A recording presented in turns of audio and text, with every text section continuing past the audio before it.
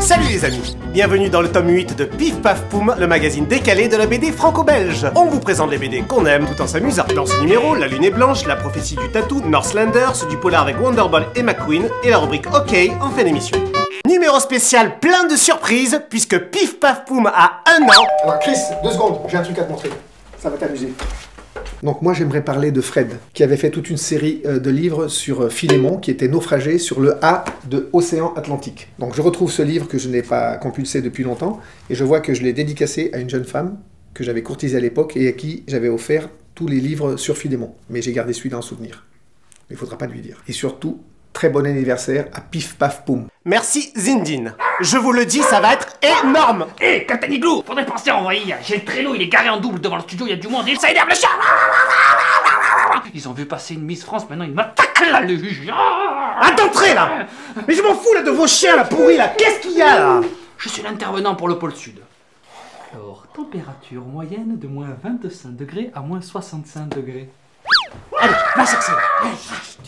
Commençons par La Lune est blanche de François-Emmanuel Lepage chez Futuropolis. Direction le pôle Sud et l'Antarctique, donc où les auteurs, dessinateurs et photographes ont été invités à intégrer une mission scientifique sur la base française Dumont d'Urville en terre Adélie. Tout est réel dans ce véritable documentaire BD accompagné de photos où les auteurs témoignent du travail des scientifiques qui vivent une des dernières grandes aventures encore possibles sur la planète. Cet ouvrage magnifique vous fera même parcourir les 1200 km dans la glace du raid, servant au ravitaillement de la station franco-italienne Concordia, dans des conditions incroyables à 3200 mètres d'altitude, par moins 30 au cœur de l'été. À la fois aventure humaine, un rappel historique nous est fait des événements qui ont permis de dompter peu à peu ce continent, aventure intime, au travers des rapports familiaux des frères Lepage, et aventure de l'extrême enfin, de par les conditions climatiques. Ce formidable voyage vous emmènera très loin de votre fauteuil favori, mais un conseil, mettez une parka pour la lire, c'est comme si vous y étiez. Ah!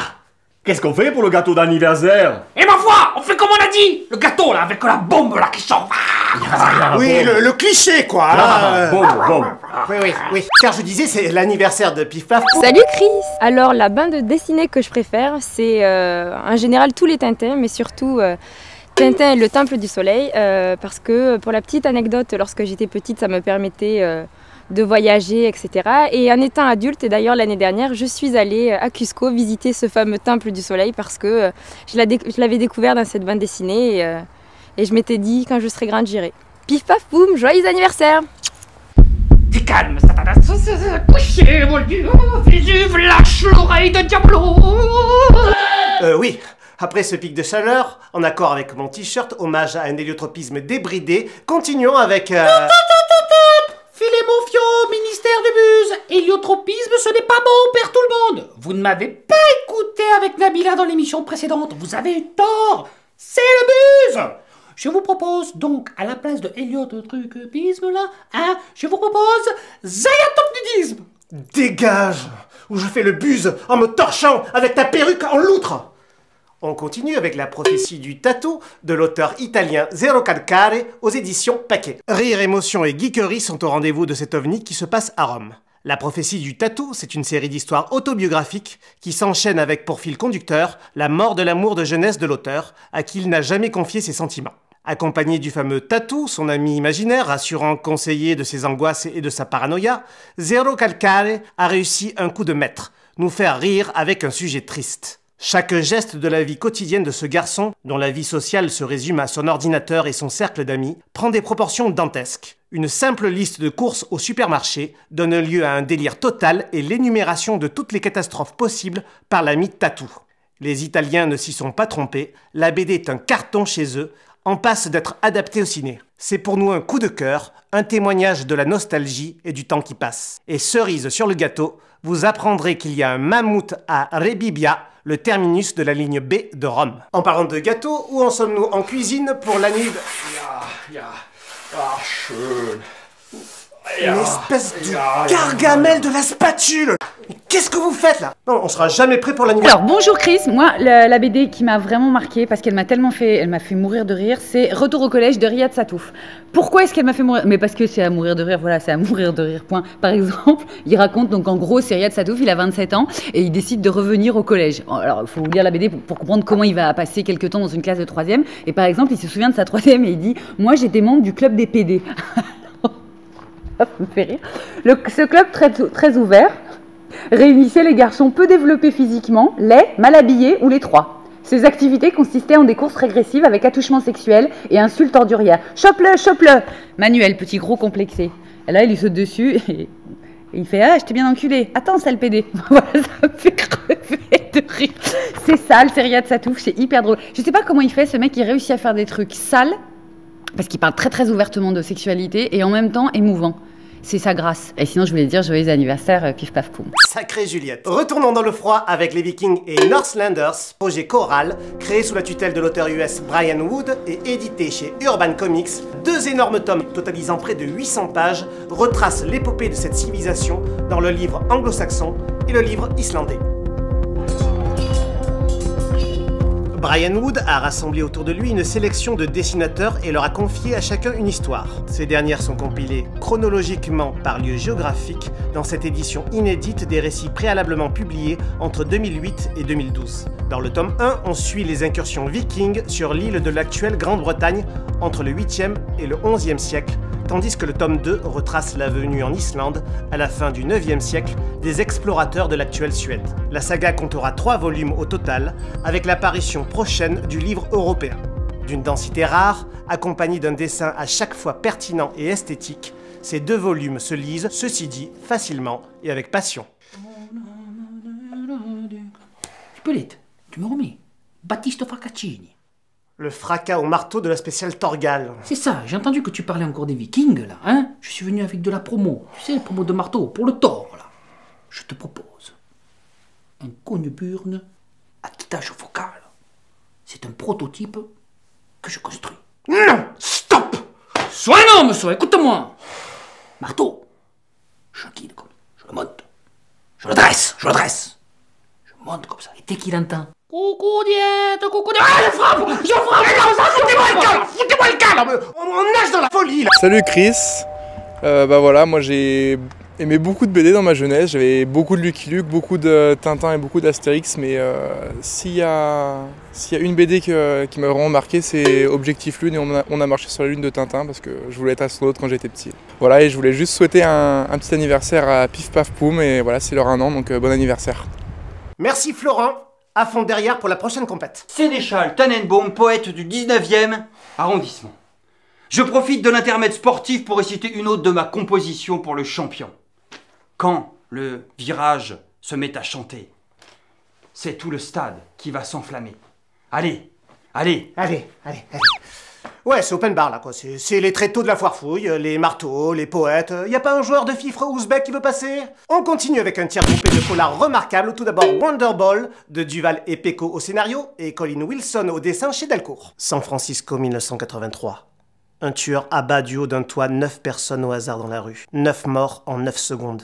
L'inspecteur Spadaccini, chargé de l'enquête et surnommé Wonderball, du nom des friandises style Kinder Surprise dont il se gave, fait un parallèle avec une autre affaire, l'assassinat de Kennedy. Ambiance Frisco comme on les aime, dessin et rythme excellent. Ça tire donc dans le mille dès le premier tome. Et évidemment, si tu aimes les films de l'inspecteur Harry, c'est pour toi. Bon, tout le monde connaît Harry Callahan, pour mes mots. Nous allons pas te laisser partir comme ça. Hey mec! Et nous qui c'est nous? Et je vois que toi, Troluc! Smith, Wesson, Colt, Brown, Winchester, Dillinger, Beretta. Oui, c'est bon, ok, on a compris le sens. Salut Chris. Alors, quant à mes bandes dessinées préférées, il y en a tellement, mais il y en a une qui sort du lot plus que toute autre, c'est Blake et Mortimer. SOS Météore. Voilà, c'est celle que je mets en avant, c'est la première qui m'a fasciné parce qu'elle se passe en France et puis parce que j'ai refait le parcours que fait, comme beaucoup de gens, comme beaucoup de fans de Jacobs, j'ai refait le parcours de Mortimer lorsqu'il cherche l'endroit où il a disparu lors de son kidnapping. Mais j'en dis pas plus pour ceux qui découvriraient SOS Météore. Mais pour ce qui est de Blake et Mortimer, rendez-vous au prochain épisode, comme on dit dans les bonnes bandes dessinées. Et en attendant, Bon anniversaire, plif paf poum. Plif paf poum. Bon anniversaire. Merci Bruno. Autre polar, le très coloré McQueen d'Emilio van der Zuyden chez Paquet. Cette fois-ci, nous sommes à la fin des années 60 à New York. Et le détective privé McQueen, très simiesque et peau bleue, aucune explication pour l'instant à ce sujet dans ce tome 1, est engagé pour retrouver la nièce de son employeur. Cette dernière a disparu avec une statuette d'une grande valeur. Femme fatale, boîte à striptease, coup de feu à tout va, rebondissement inattendu, boops sous-en-fait, tous les codes du polar noir à l'ancienne sont ici respectés, mais magnifiés par une charte graphique exceptionnelle, lorgnant du côté d'un Pulp Fiction en Technicolor ou d'un Philip Marlowe sous Exta. C'est dire si ça va vous paraître funky. Très bonne surprise donc, avec en plus une démonstration de twirling tassel qui va sûrement créer des vocations. Total fun. Bon, il en est où, là, le maïté de la forêt noire avec notre gâteau, là? Ben là, il veut que je lui fasse le sif avec le reste de chantilly. Ça pique, non? C'est quoi, sif? Hein? Voilà! Interfessier. C'est ça! Twirling tassel, sif, ça c'est bon pour du buzz! Toi, je te dis de filer, là! Place à la rubrique OK, on kiffe aussi, yeah! Ce mois-ci, on vous parle de Millennium, l'adaptation BD des romans du suédois Stieg Larsson. Voici donc le tome 4, signé Rönnberg et Mann chez Dupuis, chaque épisode de la trilogie d'origine étant décliné en 2 tomes en BD. Alors même si vous avez lu les romans, vu les films, être parti en Suède faire un trek en raquette pour traquer de la lisbeth autour d'une raclette, ou devenu maître Jedi dans l'art de monter en 6 minutes Billy, idole des bibliothèques Ikea, cette adaptation BD pose un nouveau jalon et la magie opère à nouveau. On retrouve avec plaisir Michael Blomqvist, le journaliste du fameux magazine Millennium, et la sulfureuse Lisbeth Salander dans une adaptation prestigieuse et fidèle. Dernier tome et conclusion de la série L'or et le sang de Bédoel, Merwan, De France et Nuri chez Glénat, qui pour l'occasion ressort aussi les 3 premiers tomes initialement parus chez 12 bis. L'or et le sang, c'est l'aventure romanesque de 2 amis que tout oppose. Calixte de Prampéan, l'aristocrate parisien, et le truand corse marseillais Léon Mathilot, rencontrés dans les tranchées de la guerre de 14. Entre Laurence d'Arabie de David Lean et l'homme qui voulut être roi de John Huston, cette saga a pour toile de fond un épisode historique méconnu. La guerre du Rif au Maroc, pendant laquelle nos héros vont combattre les armées coloniales françaises et espagnoles. Très rythmé et cinématographique à souhait, un des récents musts de la BD d'aventure. Entre les lignes, c'est le nouveau projet de Maël concocté avec Odin aux éditions Daniel Maguen. Pour mémo, Maël est le dessinateur du fameux Notre mère la guerre, chroniqué dans l'émission 5 de Pif Paf Poum. Entre les lignes du front, on découvre donc le lieutenant Marceau Lafougère, instituteur dans le civil, qui va pendant quelques heures de juillet 1918 s'arrêter dans l'école d'un village en ruine et retrouver son univers passé. Entre les lignes des cahiers d'écoliers, grammaire et orthographe ont disparu, remplacés par les notes et croquis de Lafougère, reproduits ici à partir de ses carnets,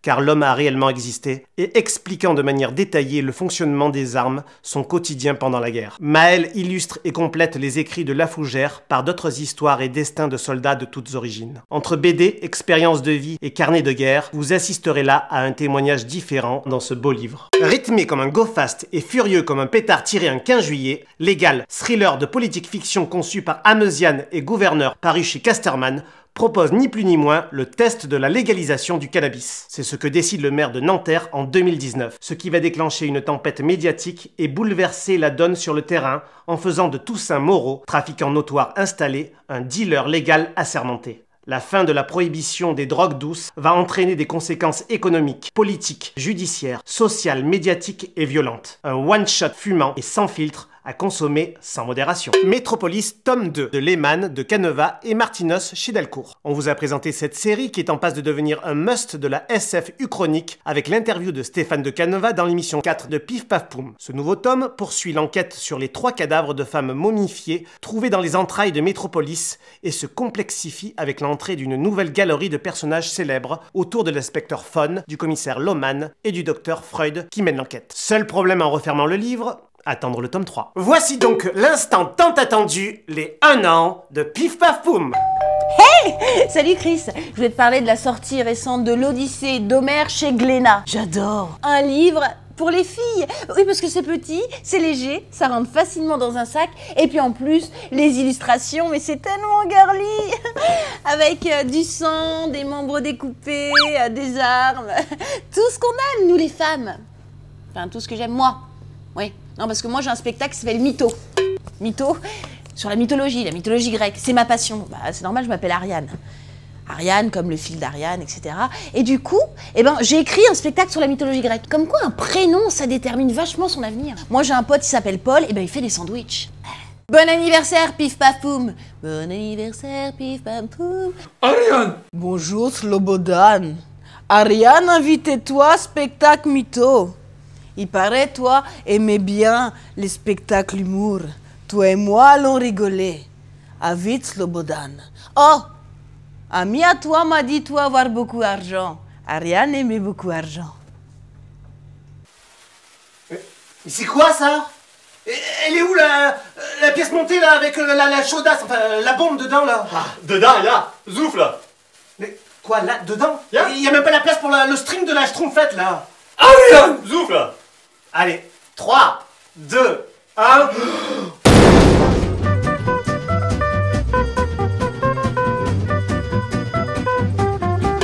Ah, bravo! Bravo! Boom, ja, boom, schön, boom. Guantanamo! Meningsgrant nicht nevoi, meningsgrant nicht nevoi. Ariane!